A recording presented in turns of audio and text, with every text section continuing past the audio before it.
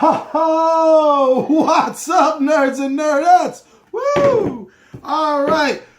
Big Johnny G, your buddy here with you. Two Gun Pixie presents Legendary Gaming. And today we're going to do another How to Play. And this one, Dwarves in Trouble. Now this game came my way to do a review last year just before Gen Con 2016 hit. And the prototype is the game I have, and we're still playing it. I'll give you a hint, maybe what I think of it. But it's a great game. It really is. And I haven't seen a lot of talk. I haven't seen a lot of press about it. And I thought maybe I would do a how-to and try to generate a little more buzz about this game. All right. So this is by Hex Games.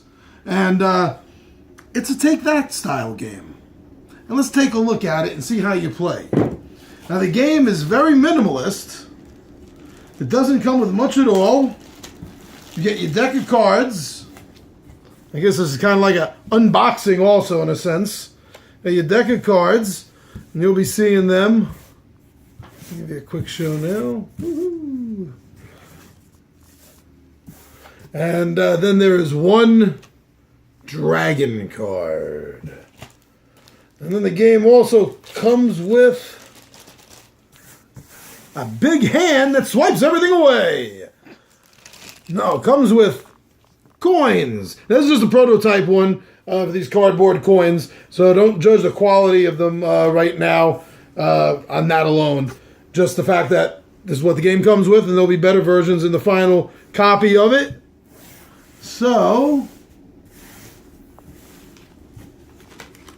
how we play is everyone is going to be dealt a hand of cards.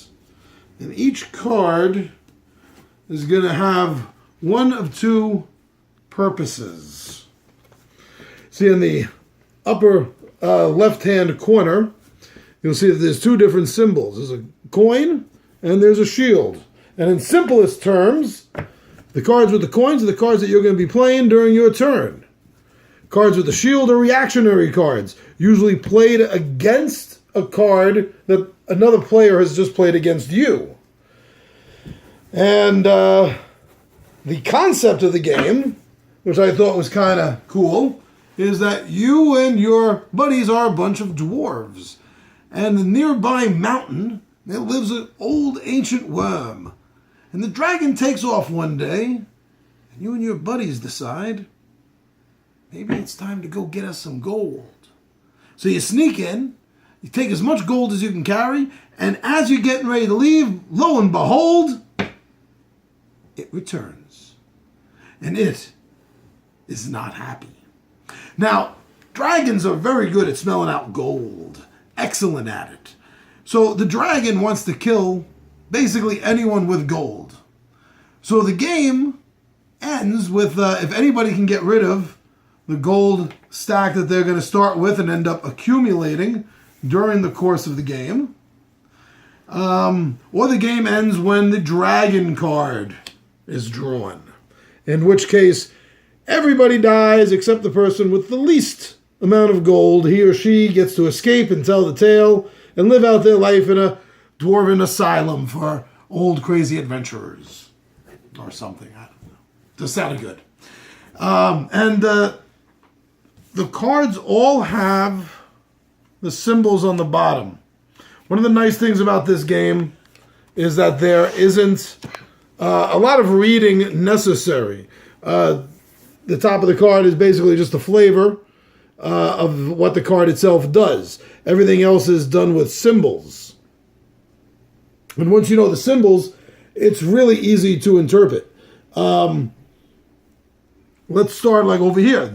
The first one over here shows a symbol of two dwarfs, and in between them is an arrow pointing from one to the other with 2 times a gold symbol, which means if I played that on you, I would be able to pass 2 of my gold chips over to your pile, lightening my load and making you a better target for the dragon.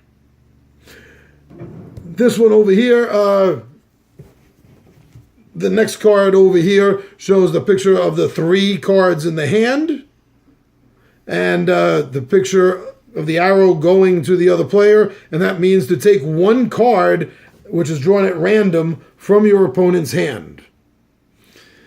This symbol over here is telling you that you get to cancel a card. If somebody tries to play a card on you, then you're able to play, come on! And that cancels it. The symbol over here is the what do they call it? The whip round. The whip round. Each player gets to throw that many gold. In this case, it's 1 to another player. You get to give that. You all team up, and you all say, "Oh, there you go. Thank you. That was yours, not mine. Go ahead." And that's basically what a whip round is.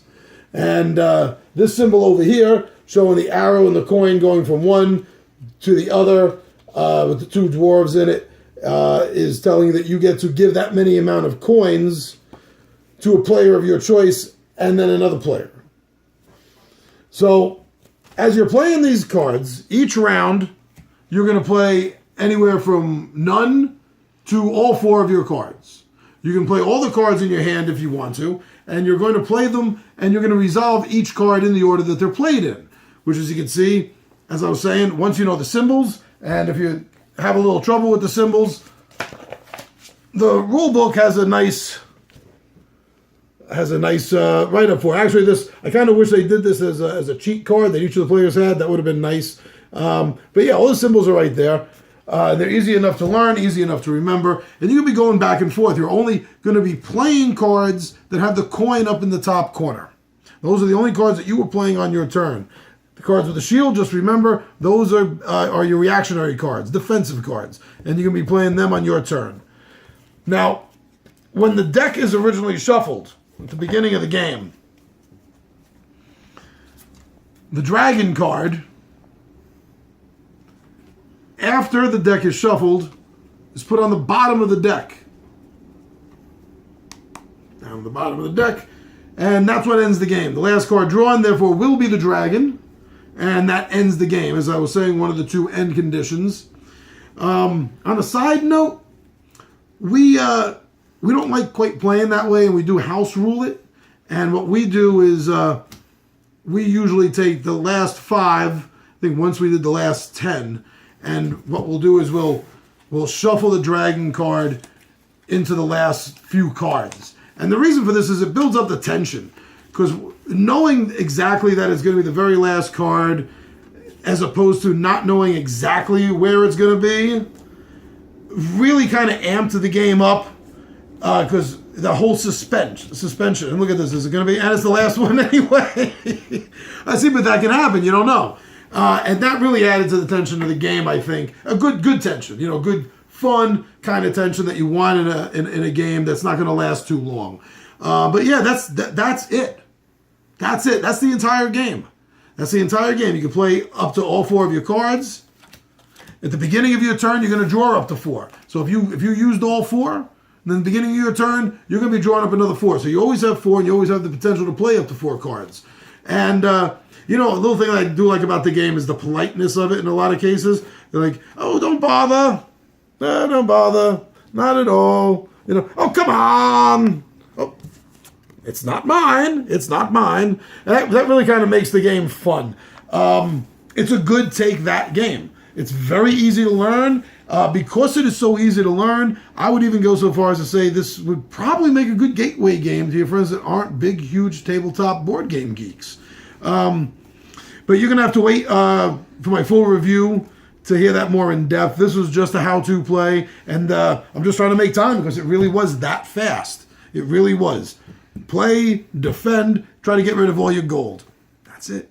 All right, so again, I'm Big Johnny G. I want to thank everyone for subscribing to Two Gun Pixie. It's always great. I see we have a few more subscribers than the last time, a couple of days ago. So thanks a lot. Makes me feel like this is worthwhile. But anyway, for how to play Two Gun Pixie's Legendary Gaming, today's episode was Dwarves in Trouble.